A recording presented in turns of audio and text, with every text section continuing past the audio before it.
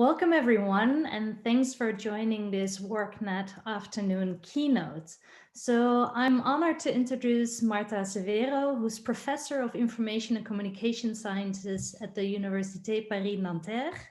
And Martha has been a leading figure in thinking about digital cultural heritage and digital methods for studying those.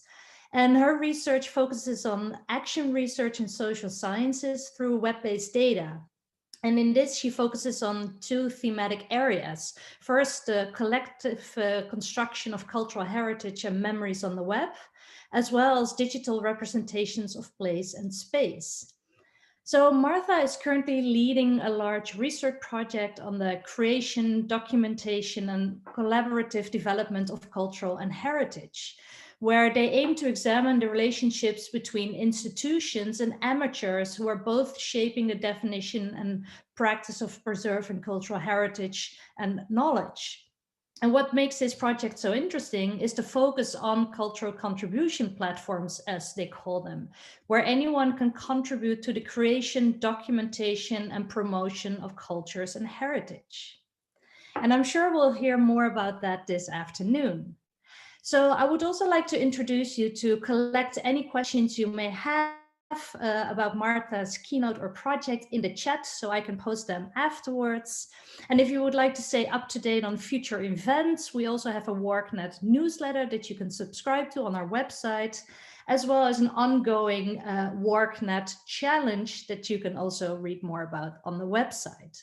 And for now, I'm inviting Marta Severo to present her research. Thank you. Thank you, everyone, to be there, for the organizer for the invitation. I'm very happy to be with you virtually. I will be more happy to be with you physically, but it's not possible.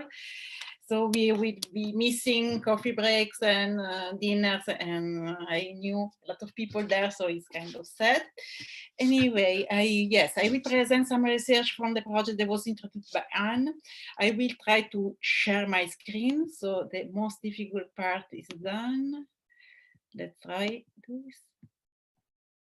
So, do you see my presentation? Yes, perfect. So, okay. I will start like Simone yesterday for some examples. This is an article was published by The Guardian in May 2020 during the lockdown, speaking about the importance of amateurs for building knowledge about archaeological sites in UK. Today, I speak another example, this based in France, because we have so many. Today, we discover participation. We discover participation on all sector, politics, economy, and so on, also in culture.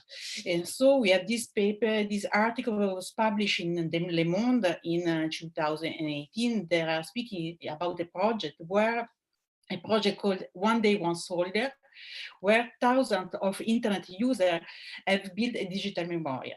The article is about this website, an institutional website of the Ministry of the Army, where there was a collaborative platform for yes, this is a kind of example. They publish 1.5 million files of soldiers dead during the First World War, and they ask for volunteers for retranscribing some fields that were missing or there was no digitalized. So, which is the result? This is a capture screen from the Webbank machine in June 2018 is after 3 years, actually all the files were annotated. We had more than 1.5 million annotation. So I discovered this from the article I showed you. So at the end of the story, I didn't know anything about this project after these amateurs during the project. So what I have done, I tried to understand the story. I meet this person that was the person that started all the project, Jean-Michel Gillot, and there was a genealogist, an amateur genealogist that motivated a lot of people through social media, through Twitter and Facebook. They organize several challenges related to specific events, some military events, celebration related to Tour de France. Actually, the result is as people to make several annotations every day to finish all this challenge. So anyway, not more. How we can do when discover something like this at the end?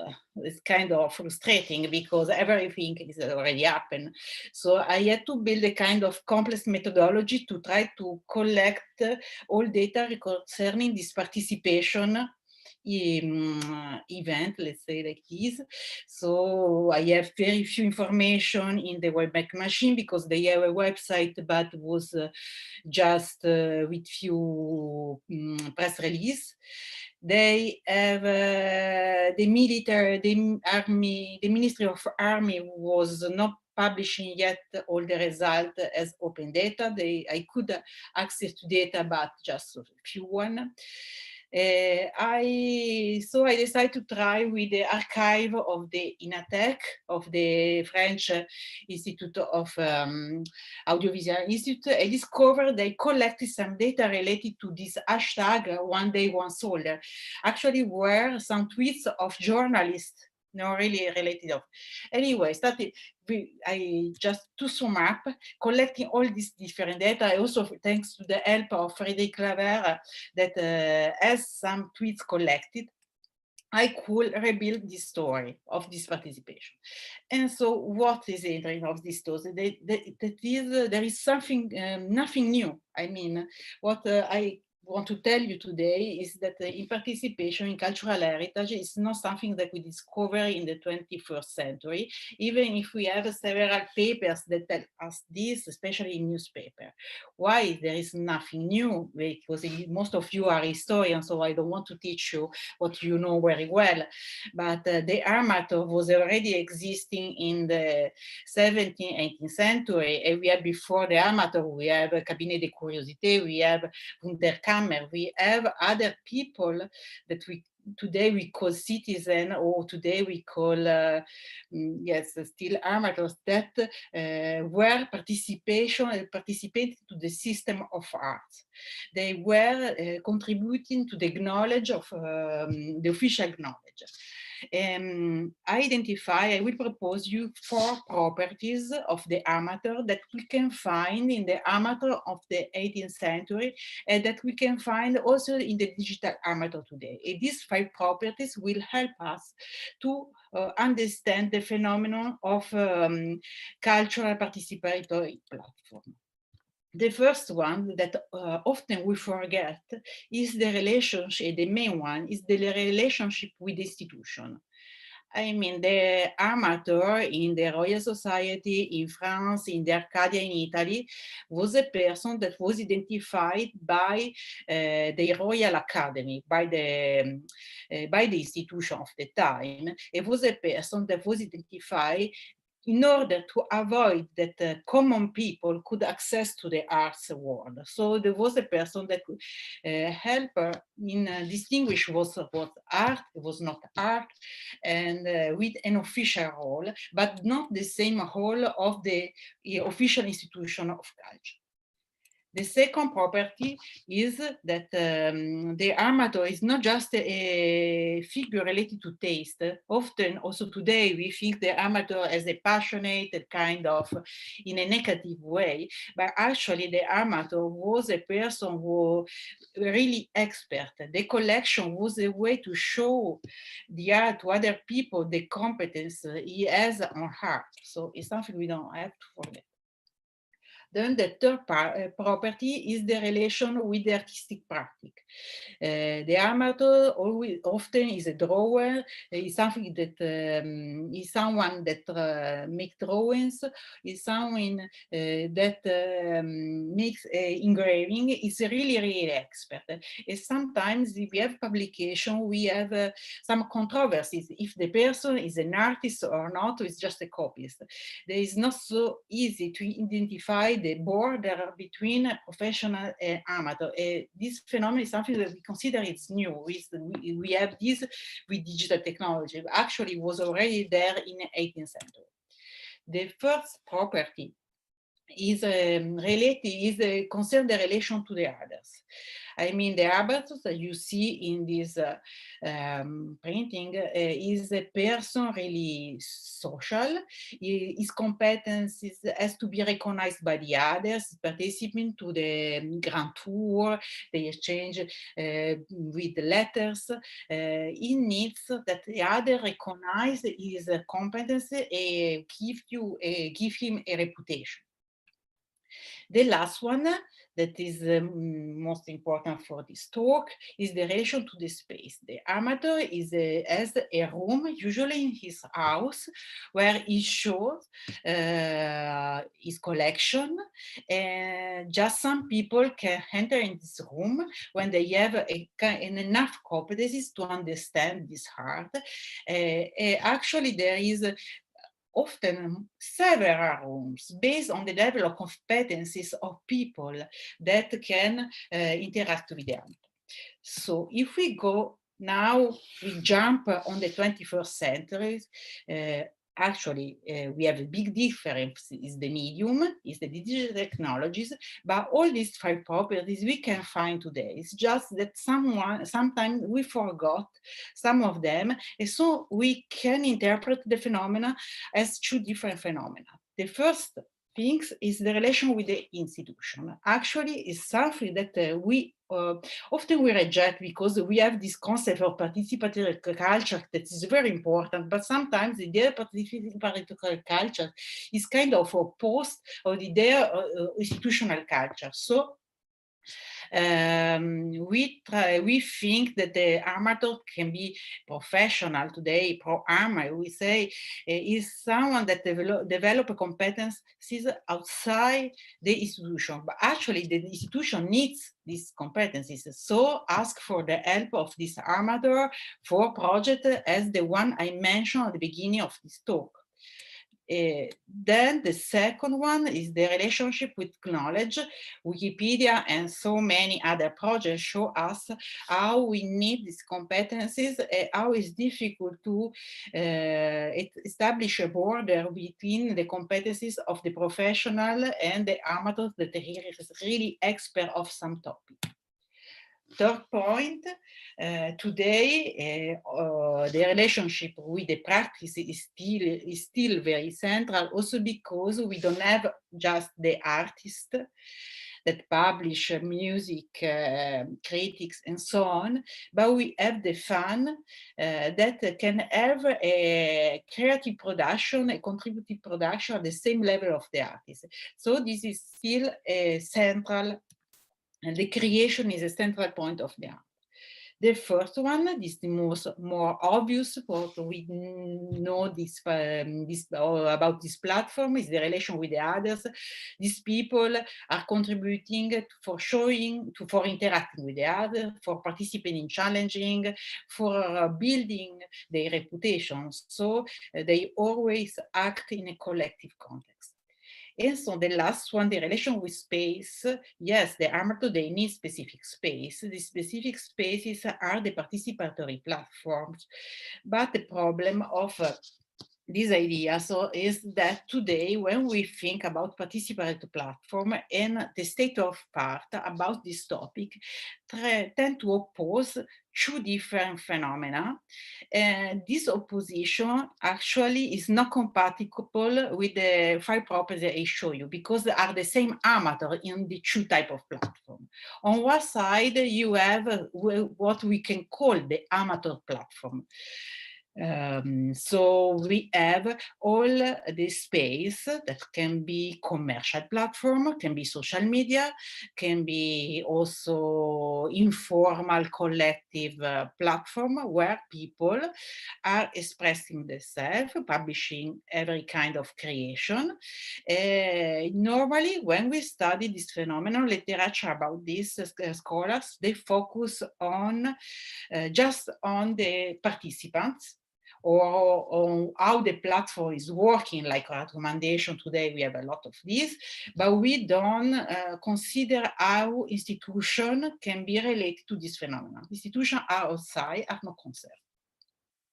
On the other side, we have something that is growing, is a more recent interest in the literature related to culture and cultural heritage, are what I call participatory cultural research. Is a phenomenon related to citizen science, are platforms that are created by institutions that you know very well, because they are mainly in libraries, but also museums, also directed in ministry, where the institution ask participants to carry out specific tasks that can help the institution to build, let's say, to carry out some research mission that can be digitalize some documents, can be retranscribe some documents, can be tagged, can be annotate.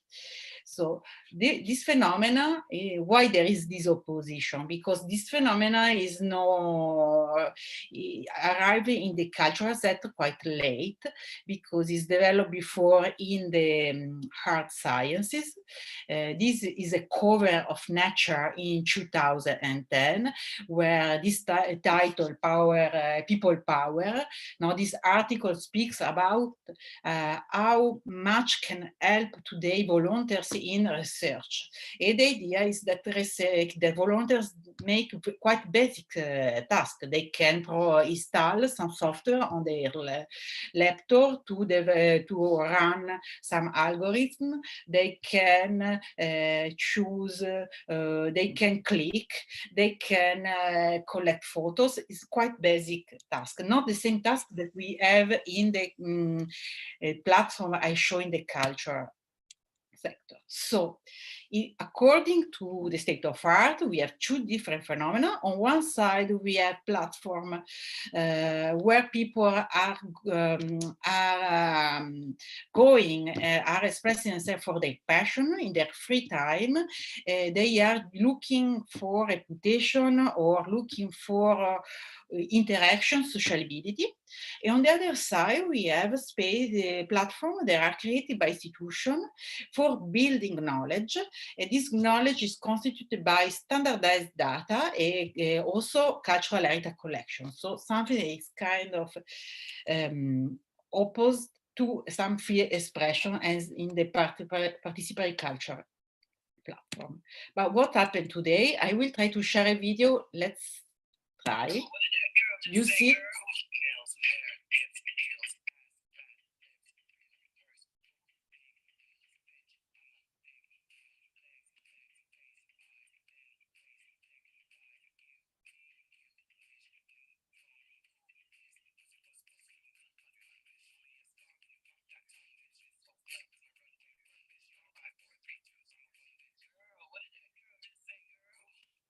Okay, so when we see this, this is the first video that Uffizi Gallery shared on his TikTok account.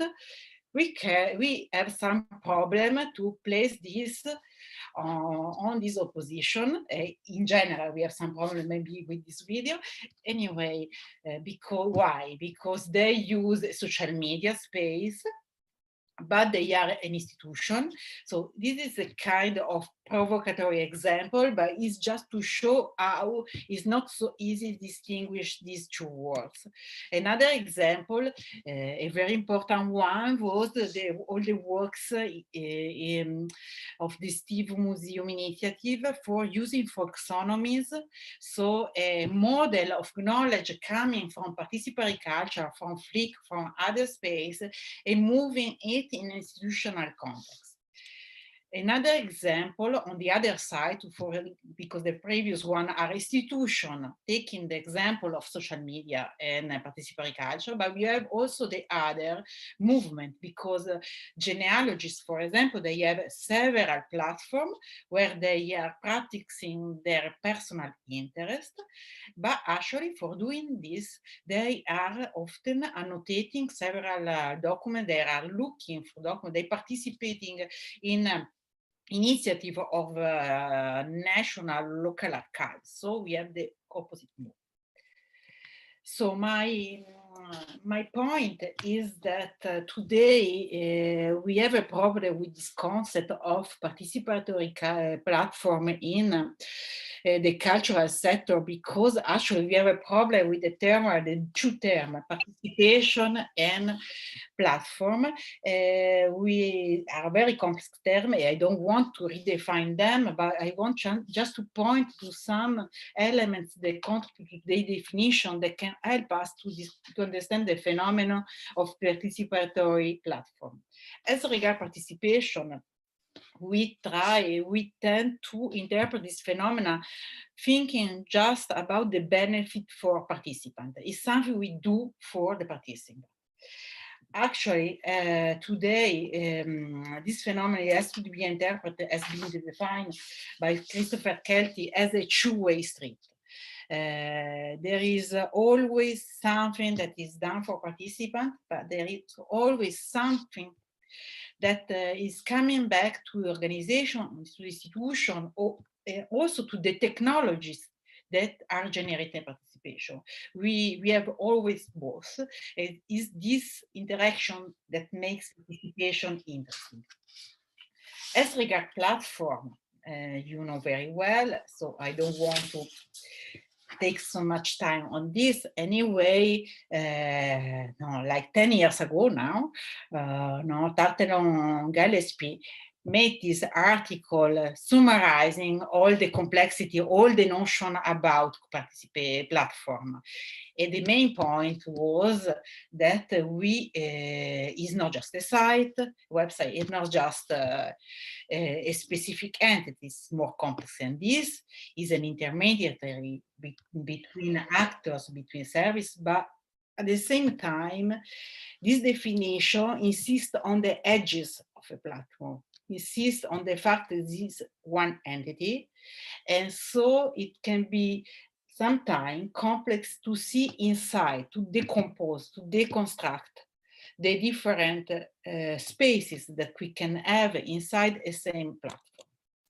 So I will propose a kind of different definition, just that there's no pretension to be generalized, but it can be just useful to identify, to understand and study in web research, and I hope for you also in web archive research, the phenomenon of culture participatory platform in the cultural sector. Okay, this definition is based on three properties. The first one is the fact that these platforms are multi-space environment.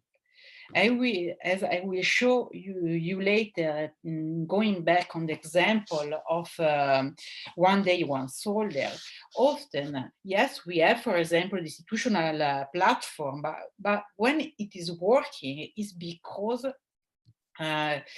amateurs can express themselves, organize themselves in other digital environment or physical environment. I don't focus about transmedia, but also transmedia is a key concept. So I just going back to a very basic concept of cross media that sometimes, I don't say we forget, but we put on a side for this kind of phenomenon is very central. Today, when a project is working is because there we have different spaces where different actors that have different needs, they find their affordance that respond to their needs. If the amateur needs, I go back to the 5 properties, the amateur needs a space where can show his reputation, where he show his competencies. And often the institutional platform, even if there are big efforts, these are example working, they don't provide enough elements to define the identity, to show the expertise, to show the competencies, and also to play with the other people. On the other side, institution cannot needs standardized data, needs to show that is an institution, so needs an environment that is suitable for their needs. So we'd have to forget this idea that a platform is enough. Participation is working when there is a multi-space environment where we have different spaces. I call this because for platform is kind of confusing, where people can express themselves. The second point is that one of these space is working as a boundary space. Here I use the concept of boundary object of star, Susan Star. I apply it on, it's just on a question of object, it's really a question of space, a digital space where the different actors can be kind of they can find the properties that are suitable for their expression. So as I will show you later in Twitter, what's happened in the example I cited before, Twitter, the rules are established by the platform, established by Twitter. So the institution and the amateur, they are playing according to the same rules. The same rule of a short message, the same rule that they can publish image. So what's happened is that every participant to the challenge publish the same file on the institutional platform where he can put just some basic information. And then he published the same file on Twitter where he can add the photos of the document that where he found the information, and then he can put some more information about the personal life of the soldier, for example. But it's short one, and they have a very strong policy how they write. As I mean, we can imagine, the institution can imagine to build some regular expression to include the database, in the institution database, the information that are added by the amateur. I don't say they do this, but they could do this. The third element is the fact that this definition should help us to define, to reflect on what is born digital heritage. I mean, what is generating by this platform is not just a collection of cultural heritage. They are generating new collection. Actually, what they are archiving is the action of recognizing something as cultural heritage. What is happening is that there is not just a definition. We have different definitions in the different spaces. All these definitions are valid for the actors that are generating it. I will provide you an example. So for the same file, if I take the example of the platform, this is some example of what we find on the institutional platform. If we take a soldier in the institutional platform, we have a file, we have the retranscription of the file, we have specific information, and that's it. This is the writing we can find on Facebook. The Facebook for this project is really the space of the amateur, is the space of participatory culture. So we have often a story. The personal story of the soldier, we can often is a relative variety in them. We can have personal photo, we can have the photo of the cemetery, and it is combined with the official file of the institutional platform. So we have a different heritage. What is written in French, I forgot, sorry, to translate, is for each file, there is a man. We don't have to forget them. So we have a different aspect of the same file and also the same cultural heritage. This is Twitter. What we have in Twitter, we have a different affordance. So we have something that is written always as the same structure. So we have the hashtag 1G, 1P, no? 1 day, 1 soldier. Then we have the name. Then we have the job calculator, no? Of the person that we don't have in the file. Then we have the reason of the death, something that we cannot have in the official database because it's against the privacy rule of the French government. And then we have all the information we have in the file, the date of the dead, the place, the level of the soldier. So we have a different, and it is combined with this time with the documents, and not with the personal the face of the soldier or with the tomb. So we have 3 different images of the same information, this different way of presenting them. And in my view, they are all 3 have to be kept. All 3 are generating a newborn digital heritage related to a cultural heritage we have outside the digital space. So the problem, if we go back on your problem, that are the methodology, how we can build a methodology for studying this. Sadly, I have no big news to give you. So my answer is kind of paradox, is we need to build projects that are built to collect the data we need and to study the phenomena we want to study. I mean, in my case, I was very lucky to be able to collect a lot of information because there were personal collection already built and put together. But a different way to see the problem is that we can set like experiments for archiving different kind of information and for studying participation. So this with a colleague, Sarah Jamsburger, she's a contemporary historian, we built this project at the beginning of the lockdown in France. The project is called Windows in Lockdown. Actually, we built this also because we were kind of afraid to be at home for 2 months with our children. So we had this idea to invite people to go outside during the short time we could go outside and take photos of the public space. Our message was, if something happening in the public space, even if you are not there.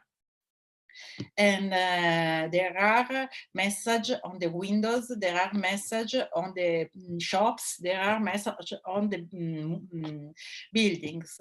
So we ask people to send us this message. So how we ask this?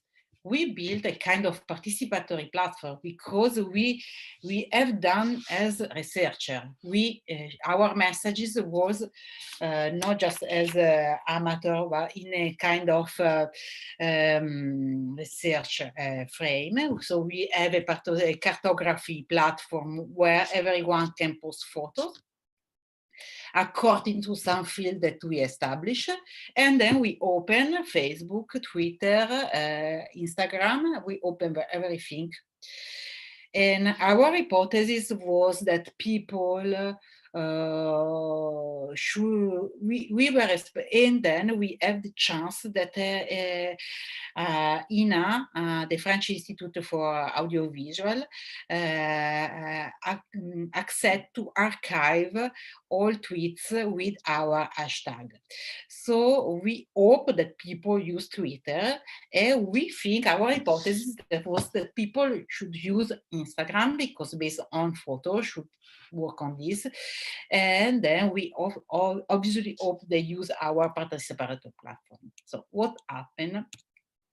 We had a lot of participation considering there was no person working on it because we were at home with our children. We have a lot of friends helping. We had around 5,000 photos. See, this collection is still going on because we are locked down again. We have just 100 participants on the institutional platform and more 1,000 participants on Facebook. And we have very, very little participation on Twitter. A small one on Instagram, even if we have some advertising campaign. This just to give you a small idea. We had more than 2,600 publications in Facebook with almost 15,000 reactions. And we have an incredible participation around the world because we have 55 different countries, mostly in France and Italy, but also in other countries. So what are some very basic information, what are the most popular publications? As you can figure out, the most popular are related to humor and not really related to lockdown. What is written here is stands you have to keep your child by hand. If a child is found in the shop, it will sold to the circle. Here is the On the Route book. The unwritten text is yes, but no more than 1 kilometer. And then this on a school is each child has to wait his parent on a cross. Anyway, and then we have a whole phase based on graffiti, a lot that we know was not asked, but it was very interesting. And then in different countries, in Italy, it was working in a completely different way because people were not able to publish just basic message. They published just message that was really related to humor or really emotional. And then we have all the production related to not really just mess on the shop. You know very well, I think. And then according to changing the phenomenon, we have also different kind of image.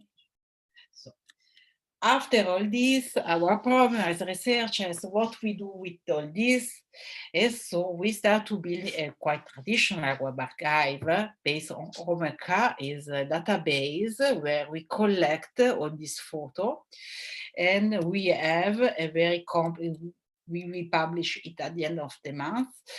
We have a very complex structure of metadata in order to use this information that is inside photo, because the objective is to open to everyone this database.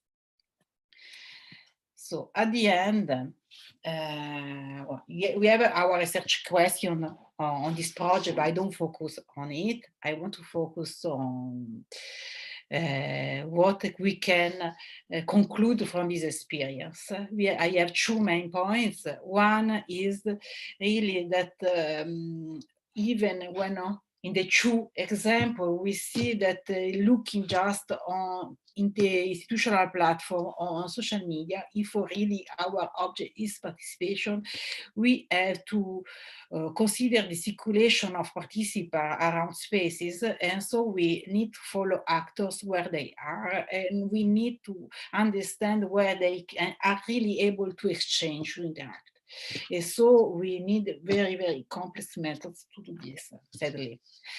And the second main finding for me is that even if we define some policy for web archiving, hoping that are working based on what we have studied, actually user can have very different behavior instead what we have forecast. So this is the main challenge, because behavior changes, especially where they are expressing, how they are expressing themselves, they are changing.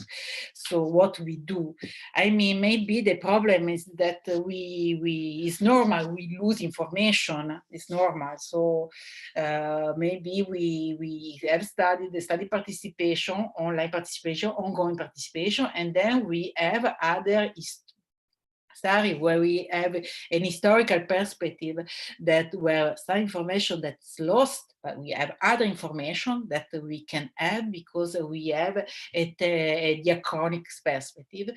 So I think the web archiving policy can hardly forecast all user behavior and change it, at least in the complex perspective that won't take in account participation challenge.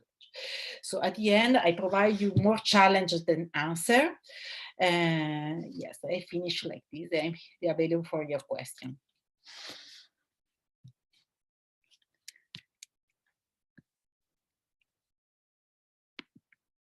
No.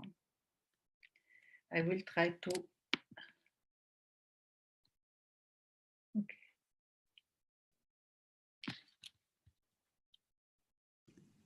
I think poor Anne, her doorbell has rang at precisely the right moment. So thank you very much indeed, Marta, for a fantastic presentation. Okay. I can go on. Huh? Yeah, perhaps we can start with the question waiting for Anne. It's really difficult, but I may ask the questions that came during your presentation, Marta, and so on. We'll have time to come back and then to continue our sharing. But so thank you so much for your talk first, for this link to the current situation with this very interesting initiative dedicated to the Vitrine en Confinement, which is also linking, the materialities and the world outside with our digital lives. But my first question was about gender. You know, I noticed all these white men on the old pictures, and of course, women. They were also there probably in the past, and also writing letters, having salon littéraire and so on, but probably they entered a bit more the amateur culture thanks to the digital world. So I would like to know if you may develop a bit about this question of gender, and notably regarding the Un jour un poilu. Are there a lot of women who are interested in contributing to this kind of challenge and collective work? It's a very interesting point. I didn't focus yet on this, but it's a really interesting issue, because actually in the windows in lockdown, we have recently, starting from the phase 2, after the déconfinement, we had a lot of production of feminists.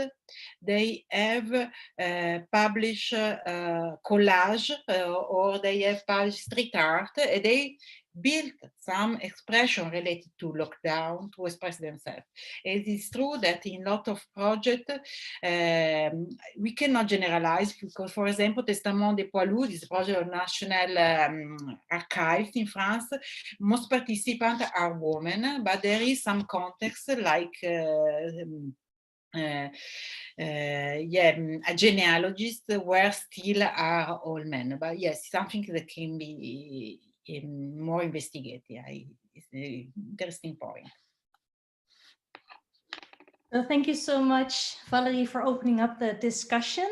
So the next question is also, if I can pose a short question, regarding your question about methodology, because you indeed point out how this also kind of creates a methodological problem for us, right? We have these two different approaches. On the one hand, the first project you showed was kind of like maybe a top-down approach, right, to soliciting amateurs, where maybe the institution was imposing this hashtag, right, of the one soldier per day, right? So it's a hashtag you can follow. But what if there's like a more of an emergent phenomenon from the amateurs themselves? Like what kind of boundary spaces or boundary objects besides hashtag could we possibly use to locate these spaces of participation and possibly also archive them? Yeah, maybe it was not clear. The hashtag was created by the amateur. I present very quickly. Actually, the institution doesn't recognize the role of the amateur in this project. It's kind of specific institution because it's the army. So it's not a library, but no, it's completely bottom up in this sense. I mean, you have a top-down platform. At the same time, you have a completely bottom-up initiative where the hashtag has been created by this person. What is interesting is coming back also the gender question. This person have done this because he was unemployed and he wants to show his competencies as a community manager. It's kind of interesting phenomenon. No, this is really, usually you use, you have institutions that promote hashtag. Here what is interesting is from the bottom, and just the webmaster of the institution use it, not the institution account, just the webmaster as a personal, as a person use this hashtag on Twitter. The institution never use it. So it's completely separated, even if in official events they invite some people because they understand the role, but they don't thanks them even at the end, they don't thank them in the press release, just to say. So I think this also nicely connects to the question that was posted in the chat by Suzanne Asman, who wonders actually also about these collaborations between amateurs and archivists, because she states amateur or popular archives create their own fan-based collections. As a result, we have this multitude of personal cultural canons. But also, so I think she's also wondering whether there are successful collaborations between these institutions and amateurs, because indeed, as you point out, the example, it was an institution, but it was supplemented maybe in an emergent manner by these amateurs. But do you know of any examples that successfully combine the two? Actually, no, there are not so many today examples that combine two. Maybe the answer because why this, because we have a successful institutional project where we have a few people that contribute a lot. This is the structure, usually very few people that contribute because they accept the rules of the institution. And then on the opposite, we have all these production. So maybe we need to keep both. Maybe, I mean, for me, the only possibility is that I know a project, there are some projects that are based on Wikipedia. There are some projects, no, if you take some projects in Wikipedia are built by institution, no? We have several projects in this context, also Wikisource, you have projects there where there are some rules. The rules are not established by institution, are established by a collective of people. And there you have a lot of production in a kind of free environment produced by the institution, for the institution, but the institution accept the rule of Wikipedia for doing this. So it's a kind of, this is a kind of successful story, I would say. I think maybe this also answers, I don't know, Anat Ben David's question about how and where to place the Internet Archive and Wikipedia, which you just mentioned, in this dichotomy that you previously set out. Also because, for example, the Internet Archive is now soliciting external contributions, for example, with the Save Page Now. So it's also kind of like mixing up these modes and how to account for these institutions or amateurs that aim to do both. Like, how do they fit in the dichotomy that you discussed? Yeah, because the problem is, the next problem is, okay, we ask people, we have answers. So with Wikipedia, we have contribution. But then in the project I have studied, the problem is how the institution can incorporate this knowledge in the institutional knowledge. Is it because if the project is created by the institution, we expect that the institution will include this new knowledge that is generated, for example, in Wikipedia. For example, in a project that I study in France, what is happening is that actually what is generated doesn't correspond to expectation. So I think we are in an intermediary phase. I think there will be arrangement that will be done, but now we are on this second step, how to put inside, going back to the institution.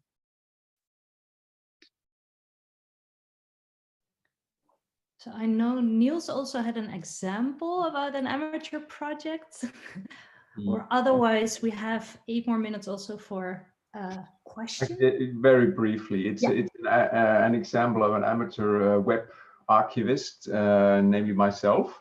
That's my way into web archiving, because I just started doing it way back in 2000, in the year 2000. Started archiving the web myself. I did that for 1 or 2 years actually, and that was based on my own interest. What was my interest? As you can see on my picture, my city Aarhus is behind me, and one of my first collections was websites related to the city. And at the time, there were no national web archive in Denmark, but when they then were established in 2005, I asked them if they would like to receive my old collection of old web. And it took some years actually until they found out if they wanted or did not want to. And then they finally got my hard drive with all this stuff. And it took a lot of years until they found out how to put it into the collection in a way. But now it's sitting there and it's part of the National Web Archive, I guess. The thing is, then I have to apply for getting access to it. But that's another story. So can I ask one more question about the TikTok example? So that was from an institution, right? From a French museum. Italian one. Yeah, I was wondering to what extent that was kind of an invitation to amateurs on the TikTok platform to contribute, maybe kind of to remixing, you know, because we're kind of back into this participatory user-generated content space, you know, with the also the relationship between the amateur and the professional. So I was wondering to what extent these musea then also play with this, you know, with this role of them enticing these amateurs, for example, to create these mimetic types of content on TikTok, and whether you see this example that you showed as a kind of invitation for these amateurs. It would be very good, but I think they are just building a community management policy, because the next step was inviting Chiara Ferragni to visit during the night. So anyway, we have other museums doing this. I think this policy of this museum is just to attracting media attention. Anyway, they have 2,000 comments, so it's a kind of participation. But yeah, we have other museums, especially during lockdown, no, I don't remember the hashtag, no, for reproducing picture of important famous feature. Is a kind of I look for a lot for documents of institution on TikTok, so I don't find a lot of other museums are yet there yet. Maybe it's not the good place for participation. Yeah. Great, thanks. So I have a comment that's kind of guised as a question from Sally, who wonders how your participatory work could interlink with post-custodial archival theory from the 1980s. And maybe if you're like, what is a theory? We can ask Sally to elaborate on it. Well, I was doing this project, so thank you very much for your fascinating talk. I was doing some work around participatory, and somebody came up with this idea that it was post-custodial, and I was quite surprised when I looked at it, because this is from the 1980s. And if I understand correctly, if the archivist is the custodian of the archive, if we move beyond that, so it's sort of looking at authority and things, and I just think it could be interesting to sort of decentralize. I mean, you're doing a lot with space and multiple spaces, but decentralize the role of the archivist, and I think in some ways that's what you're doing with the participatory approach. But it was interesting that there was this idea in a slightly different context in the 80s. So I just wondered if you have any thoughts on that. I didn't know it, but I will investigate more this phenomenon, because actually, yes, my really discovery was all the sociability. What was more interesting for me in the 80s was the social aspect that is not really mediated. So I think we have a lot to learn what we was already studied. Then we have the road, the enlightenment that make us to forget some important move in the sector of art that can help to understand what is happening today. Thank you for the input. So maybe this is also a nice way to end, I think, with maybe having the final 2 minutes if there are any kind of like announcements that need to be made. But otherwise, I would really like to thank Marta for this wonderful presentation and for introducing your new research. So small applause for Marta. So thank you so much. And I'm just briefly looking at Niels if he has any final announcements. No, just thank you from me as well, Marta. Really great lecture. So no further comments. Yeah, maybe just mentioning that this keynote you can find it online, hopefully already later tonight on the website. But apart from that, no other messages. So thank you all. Thank you, Marta. Thank you, organizers, and have a very good evening. Bye-bye. Bye.